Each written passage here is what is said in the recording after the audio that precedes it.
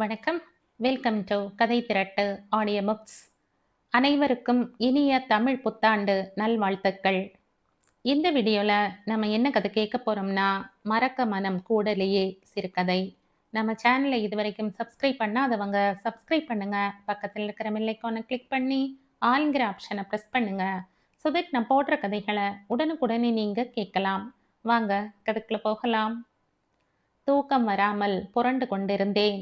என் பக்கத்தில் படுத்திருந்த திவ்யா சட்டென்று கண் விழித்து ஜன்னலுக்கு வெளியே தெரிந்த சூரியகாந்தி செடியை அனிச்சையாக பார்த்து தூக்க கலக்கத்துடனே புன்னகை செய்தபடி தூங்கி போயிற்று.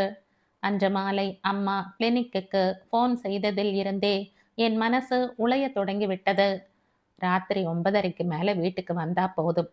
வசந்தா கைப்புள்ளைய தூக்கிக்கிட்டு புருஷனையும் இழுத்துக்கிட்டு மத்தியானம் வந்துட்டா. அக்காவை பார்த்துட்டு தான் போவேன்னு சட்டமா உட்காந்துக்கிட்டு இருக்கா. ராத்திரி 9க்குள்ள வந்துருவாங்களே, ராத்திரி 9 மணிக்குள்ள வந்துருவாங்களேன்னு இதோட 100 தடவை கேட்டுட்டா. வந்துட்டீன்னா ஒட்ட கறந்துடலாம் பாரு. நல்ல சீராடல் தான் போ. இங்க என்ன புள்ள இல்லாத சொத்து கொட்டி வச்சிருக்கிறது தட்டிக்கிட்டு போகுது. ருசியா இருக்குதேன்னு கரும்பை வேரோட புடுங்குற கூட்டம். ஹம், அம்மா பொறுமை தீர்த்தாள். என்ன துளசி, சொல்றது காதுல விழுவுதா? வசந்தா வண்டிக்கு போனப்புறம் வந்தா போதும். குழந்தை சந்தோஷமா தான் விளையாடிக்கிட்டு இருக்கா, சரியா? போனை கீழே வைத்துவிட்டு சுவரில் மாட்டியிருக்கும் ஹிப்போக்ரடிஸின் உறுதிமொழியை பார்த்தேன். 6 வருஷத்துக்கு முன்னால் வசந்தாதான் அதை தன் கைப்பட அங்கு மாட்டினாள். ஏதோ ஒரு மருந்து கம்பெனியின் காம்ப்ளிமெண்டாக ஒரு ரெப் கொடுத்து மேசைக்கு கீழேயே கிடந்தது. அதை எடுத்து, இது என்னக்கா என்று கேட்டவள் நான் விளக்கி சொன்னதும், அப்படின்னா இது இங்கதான் இருக்கணும் என்று என் பார்வையில் படுகிற இடத்தில் மாட்டிவிட்டாள். விரல் நுனியில் எக்கியபடி நின்றவாறு அவள் அதை சுவரில் மாட்டியது இன்னும் என் மனசுக்குள் பசுமையாயிருக்கிறது. எப்போதும் போலவே வசந்தாவை நினைத்ததும் கணுக்காலுக்கு மேல் பாவாடை கரை துவள தாவணி உடுத்தி நிற்கும் குமரி அம்மனின் வடிவமே மனசுக்குள் வந்து போனது. பெரிய பெரிய பூக்கள் அச்சிட்ட பாவாடையும் ஐஸ்கிரீம் பிங்கில் தாவணியும் பாவாடை துணியிலேயே ஜாக்கெட்டும் முயல் காதாக துடிக்கும் மிட்டாய் ரோஸ் நிற ரிப்பன்கள் அலங்கரித்த மடித்து கட்டிய இரட்டை பின்னலமாக நிற்கிற கன்னியாகுமரி. டாக்டர் அம்மா, வீட்டு வேலைக்கு ஆள் வேணும் நீங்களே என்று அந்தி சாயும் வேளையில் பால்காரி அவளை அழைத்து வந்தாள். பொம்மை சமுத்திரத்திலே இருந்து அழைச்சிட்டு வந்தேம்மா. ஆளு சிறுசா இருக்குதேன்னு மலைக்காதீங்க. 8 ஆளு வேலைய சிட்டாளு செய்யும்பாங்க. அதுக்கில்ல பால்காரம்மா, ரொம்ப சின்ன பொண்ணா இருக்குதேன்னு நான் தயங்கினேன். ஆளு கூழையா இருந்தா சின்ன பொண்ணா? வர்ற தைக்கு 15 முடியுதுமா. அதெல்லாம் வேலைக்கு சளைக்காது. நீங்க பார்க்கத்தானே போறீங்க. 3 வேளை சோறு, 2 வேளை காப்பி கொடுத்து உங்க பெரியப்பட்ட சம்பளம் போட்டு கொடுங்க. நான் வசந்தாவை நிமிர்ந்து பார்த்தேன். அவள் ஷோகேஸினுள் வைக்கப்பட்டிருந்த பொம்மைகளை பார்த்து கொண்டு நின்றிருந்தாள். இவள் சின்ன பெண் இல்லையாமே. பேர் சொன்னாள். சேலத்திலேயே தெரியக்கூடிய அளவு வளர்ந்திருந்த டாக்டரான என்னையே வீட்டில் இன்னமும் குழந்தையாகத்தான் நடத்துகிறார்கள். வசதிகள் வயதை குறைத்து இளமையை நீட்டித்து விடுமோ? வறுமை வசந்தா என்கிற குழந்தையை அவள் சிறுமி பருவத்தை தொடாத முன்பே வளர்த்த பெண்ணாக ஆக்கிவிட்டிருந்தது.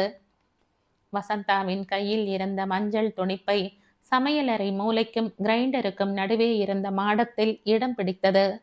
பால்கார அம்மாள் சொன்னது சரிதான் என்று 4 நாட்களில் தெரிந்தது. இலையும் சருகும் கொட்டி கிடக்கிற பராமரிப்பில்லாத காடாயிருந்த வீடு இலைகளே தெரியாமல் பூத்து சிரிக்கிற பொன்னாவரை தோட்டமானது. அப்படி ஒரு நறுவிசு, அப்படி ஒரு சுத்தம், யோசனை, துப்புரவு. வசந்தா கன்னியாகுமரி சுழல்வது தெரியாமல் இயங்குகிற பூமி பந்து போல பரபரக்காமல் குறுக்கும் நெடுக்கும் ஓடி தெரியாமல் காரியம் பண்ணும் சமத்து. அம்மாவுக்கு மருந்து, அப்பாவுக்கு டீ, பாட்டிக்கு டிவி, எனக்கு பத்திரிகைகள் என்ற தேவை புரிந்து கேட்பதற்கு முன்னால் கொண்டு வந்து தருகிற சமயோசிதம். இத்தனைக்கும் பேச்சு ரொம்ப குறைச்சல். பேசினால் அத்தனை தெளிவு. ஒரே ஒரு குறை, புன்னகையின் கீற்றை அவள் முகத்தில் பார்க்கவே முடியாது. நான் ஆஸ்பத்திரியில் நடந்த வேடிக்கைகளை வீட்டில் சொல்வேன். சிரிப்பால் வீடே அதிரும். தம்பியும் தங்கையும் சிரித்து களைத்து எப்பாடி எப்பாடி என்று டைனிங் டேபிளில் தலை சாய்ப்பார்கள். டேபிள் துடைத்து ராத்திரி சாப்பாட்டை எடுத்து வைத்து கொண்டிருக்கும் வசந்தாவின் காதில் எங்கள் பேச்சும் சிரிப்பும் விழுந்த அடையாளமே அவள் முகத்தில் இருக்காது. எப்படி இந்த பெண்ணால் இப்படி இருக்க முடிகிறது? ஏன் இந்த பெண் இப்படி இருக்கிறது? என்ன செய்தால் இவளை குஷிப்படுத்தலாம்? வசந்தா, இன்னைக்கு சாயங்காலம் உன்னை கடைக்கு அழைச்சிட்டு போக போறேன். எதுக்கு? வசந்தா கேட்கவில்லை. ரேவதி தான் கேட்டாள். ரேவதி என் தங்கை. வசந்தா ஈடுதான் அவளும். போன வாரம் போய் நீ மேல் காதை குத்திக்கிட்டு வந்தியே, அது மாதிரி வசந்தாவுக்கும் குத்திவிட போறேன். என்ன வசந்தா, குத்திக்கிறையா? வேண்டாம் என்று தலையாட்டினாள் வசந்தா. ஏன் வலிக்கும்னு பயமா? ரேவதி எல்லாம் குத்திக்கலையா? அதுக்கில்ல, வேணாம். பூ விழும் ஓசையில் வார்த்தைகள். இல்ல வசந்தா, உனக்கு ஏதாவது வாங்கி தரணும்னு தோணுது, வாங்கிக்க. சரி, மேல் காது குத்திக்க வேண்டாம். ஒரு கொலுசு, இல்லைன்னா ஒரு புடவை. என்ன? பரவாயில்லக்கா, பொங்கலுக்கு அம்மாவுக்கு ஒரு சேலை வாங்கி தந்தா போதும். உணர்ச்சிகள் அற்ற முகத்தில் உதடுகள் பிரிந்து கூடின. வசந்தா எல்லோருடைய நேசத்துக்கு உரியவளானாள். தம்பியுடன் கேரம் விளையாடினாள். ரேவதிக்காக வார பத்திரிகையில் இருந்து தொடர்கதைகளை எடுத்து பைண்ட் பண்ணினாள். வசந்தா கைமணம் யாருக்கு வரும்? என்னமா கோழி குழம்பு வைக்கிறா? பாட்டி கூட பாராட்டினாள். வசந்தா வராட்டா ஏமாந்து போய் 20 ரூபாயை தண்டமா கொடுத்துட்டு இருப்பேன். நறுக்குன்னு என்னம்மா பேரம் பேசினா மீங்காரங்கிட்ட? அடே அப்பா! அம்மா சந்தோஷப்பட்டு கொள்வாள். பிரியாணின்னா வசந்தா பண்றது தான் பிரியாணி. அவங்க அங்கங்க பண்றானுங்களே, 4 வாய் தின்னா பொழுதன்னைக்கும் குடம் குடமா தண்ணிக்கு தவிக்க வைக்கிறாப்ல. அப்பா மெச்சுவார். இதற்குத்தான் என்றில்லை. VCRல் படம் போட்டால் அதிர்கிறதா? கூப்பிடு வசந்தாவை. ரேடியோவில் மெட்ராஸ் பி அல்லது BBC வைக்க வேண்டுமா? கூப்பிடு வசந்தாவை. ஃபியூஸ் போட வேண்டுமா? கூப்பிடு வசந்தாவை. ரேவதி போடத் தொடங்கி முடிக்க தெரியாமல் நிற்கிற கோலத்தை முடிக்க வேண்டுமா? கூப்பிடு வசந்தாவை.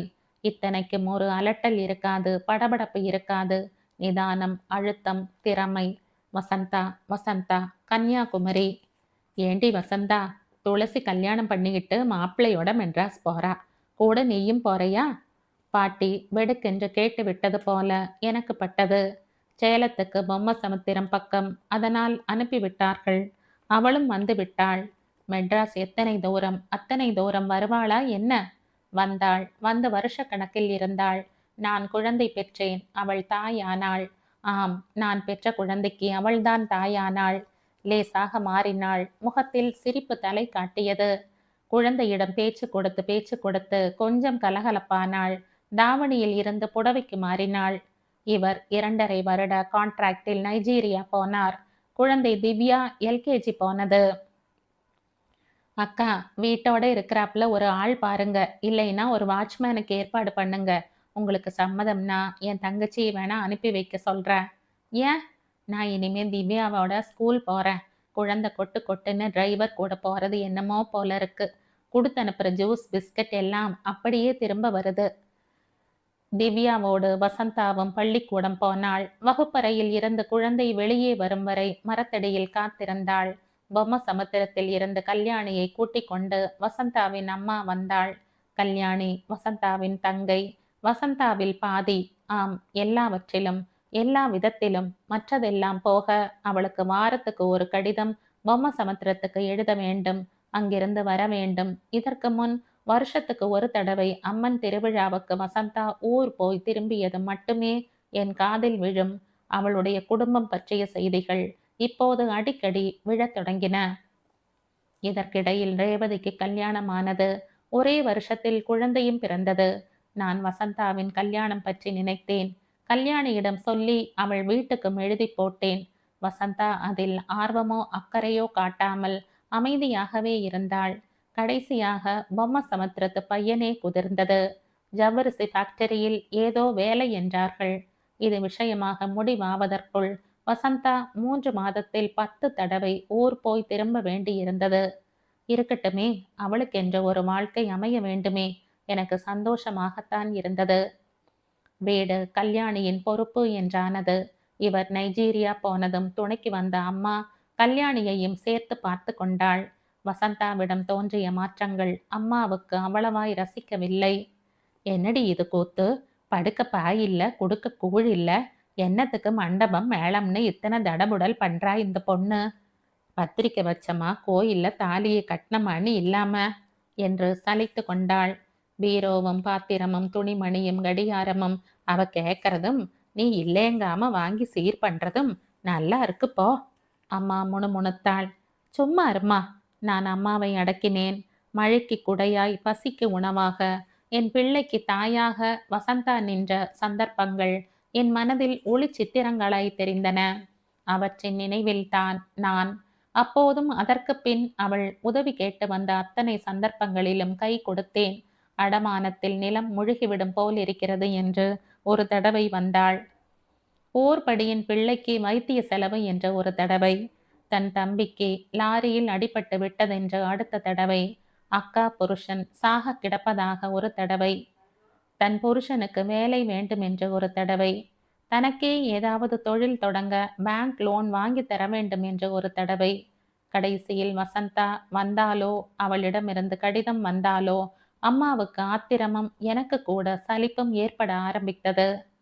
ஒரு கோப கணத்தில் அம்மா கல்யாணியை கூட வேண்டாம் என்று அனுப்பிவிட்டு வேலைக்கு வேறு ஆளை ஏற்பாடு செய்து கொண்டாள். செஞ்சதெல்லாம் போதும். இனிமே ஒரு பைசா காசுன்னா பைசா காசு தரக்கூடாது. பார்த்துக்க. வசந்தாங்கிற சங்காத்தமே கூடாது. கை அடித்து சத்தியம் பண்ணாத குறையாக அம்மா கட்டளையிட்டாள். அம்மா நினைப்பிலும் ஒரு நியாயம் இருக்கத்தான் செய்தது. திவ்யா வழக்கத்துக்கு மாறாக விழித்து கொண்டிருந்தது. வச்சாக்கா சுய்யாந்தி தந்திச்சு என்று போர்ட்டிகோவுக்கு வெளியே இருந்த சூரியகாந்தி செடியை காட்டி சிரித்தது. வச்சாக்கா என்பது வசந்தாக்கா என்பதன் மறு. அட சூரியகாந்தி!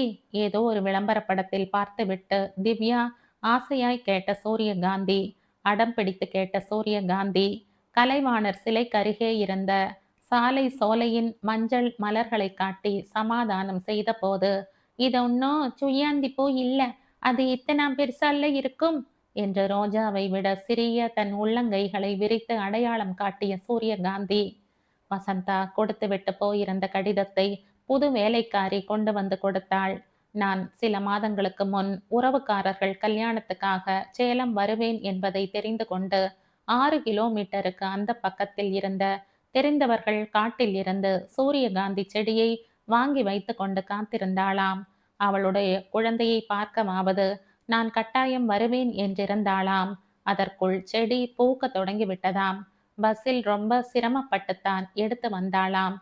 எனக்கு மனசை என்னவோ செய்தது. வேற எதுவும் கேட்டாளாமா என்றேன். நீ இருந்தா எதையாவது உறிஞ்சி இருப்பா. குரோதம் வெடித்தது அம்மாவின் பேச்சில். அப்படி சொல்லாதம்மா. திவ்யா கேட்டதை ஞாபகம் வச்சுக்கிட்டு எத்தனை சிரமப்பட்டு பஸ் சார்ஜை போட்டுக்கிட்டு வந்திருக்கா. அவளை போய் பைத்தியக்காரியை பார்ப்பது போல அம்மா என்னை பார்த்தாள். நீ சரியான அசடு துளசி. இந்த இளகின மனசை புரிஞ்சுக்கிட்டு தான் அவங்க உங்ககிட்ட ஆயிரக்கணக்கா கறந்து விடுறாங்க. பைசா பெருமா இந்த செடி. இதை காமிச்சிட்டு 500 1000ன்னு கேட்கலாம்னு வந்திருப்பா. அம்மா கருவினாள். அம்மா சொல்வது நிஜம்தானே? அப்படியே இருந்தால்தான் என்ன? வசந்தா அவ்வளவு பெறாதவளா என்ன? வசந்தா கன்னியாகுமரியாக நின்ற வசந்தா, என் மகளுக்கு தாயாக எனக்கு தோழியாக இருந்த வசந்தா, என்றும் நிரம்பாத கபாலமான கோரிக்கைகள் கொண்டு வரும் வசந்தா, இத்தனையும் ஒருத்திதானோ? அதை கேட்பானேன்? நான் மட்டும் என்ன மாறாமலா இருந்து கொண்டிருக்கிறேன்? அவள் கேட்கும் அல்ப உதவியை செய்ய பயந்து கொண்டு இப்படி காலம் தாழ்த்தி வந்து மனசு குடைந்தது. அம்மாவின் கடுமையாலும் என்னுடைய குழப்பம் மிகுந்த தயக்கத்தினாலும் எந்த விதத்திலும் பாதிக்கப்படாததாக ஜன்னலுக்கு வெளியே சூரியகாந்தி செடி ஒற்றை பூ விழி தாழ்த்தி மோனத்தவம் செய்து கொண்டிருந்தது. நாளை விடியலின் ஒளிப்பரவல் தட்டி எழுப்ப மேலும் சில மொட்டுகளும் மலர்ந்து திவ்யாவை சந்தோஷப்படுத்தும் என்று எண்ணியபடி நான் தூங்கிப் போனேன்.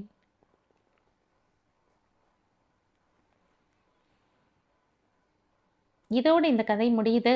இந்த கதை உங்களுக்கு பிடிச்சிருந்தா லைக் பண்ணுங்க, ஷேர் பண்ணுங்க, சப்ஸ்கிரைப் பண்ணுங்க. மற்றும் ஒரு இன்ட்ரெஸ்டிங்கான கதையோட அடுத்த வீடியோவில் சந்திப்போம். பாய். தேங்க்யூ.